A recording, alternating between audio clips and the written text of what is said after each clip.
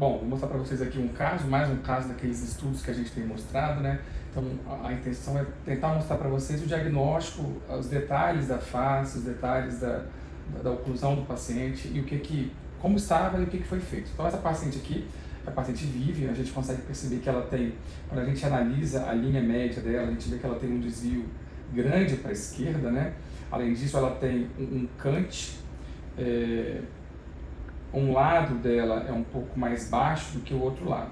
Então, olhando no perfil, se a gente for olhar sem ser sorrindo, ela tem até um perfil agradável, apesar de ter essa região aqui do mento um pouco diminuída, né? Poderia ser uma altura um pouco maior, mas é um perfil agradável, nariz bem posicionado, lábio superior, lábio inferior. O lábio superior pode ser um pouquinho mais projetado, mas tem um perfil agradável. No sorriso, isso já muda um pouco, que ela já fica com um aspecto um pouco mais de classe 3, né?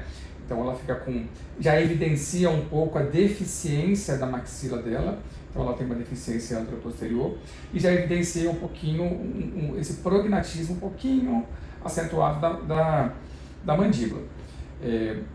Então, avaliando isso e planejando, a gente começou, aqui no sorriso também a gente consegue ver, fica bem nítido em relação ao cante, né? Um lado um pouco mais baixo do que o outro lado.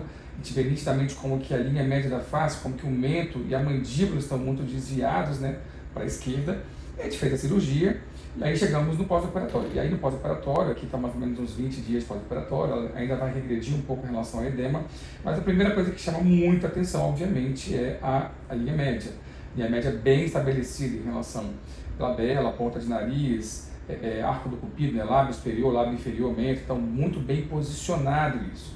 Outra coisa que chama atenção também é o contorno da mandíbula, né? Então temos um contorno agradável e simétrico de um lado em relação ao outro.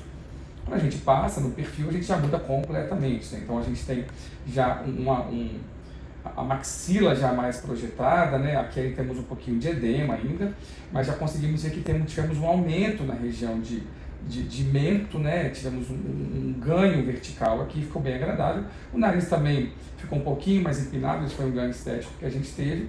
E aqui no repouso, que é o principal que a gente avalia, justamente aquilo que a gente falou, né? Conseguimos projeção em relação ao lábio superior, projeção em relação à maçã do rosto e conseguimos devolver um pouco de altura da região de lábio inferior, né, de mento. Então isso deixa a face da paciente, obviamente, muito mais harmônica, né? Um contorno mandibular muito mais marcado, um contorno mandibular mais simétrico. E no sorriso, devolvemos, obviamente, o cante. Então agora está equilibrado, né? Um lado em relação ao outro, temos uma altura equilibrada. A gente conseguiu devolver também um contorno mandibular bilateral, então ficou bem marcado, ela queria um contorno bem marcado. E aí no repouso a gente vê como que ela ficou, né? Então, caso bem interessante, as assimetrias frontais, elas sempre chamam muito a atenção porque muitas vezes são difíceis de serem corrigidas. A gente consegue corrigir, mas a curvatura da mandíbula de um lado em relação ao outro, muitas vezes, mesmo ficando na linha média, muitas vezes um lado ainda fica um pouco mais reto, então aqui dela ficou bem simétrico, ficou bem legal. E paciente satisfeita é cirurgião e equipe satisfeita. É isso aí, pessoal.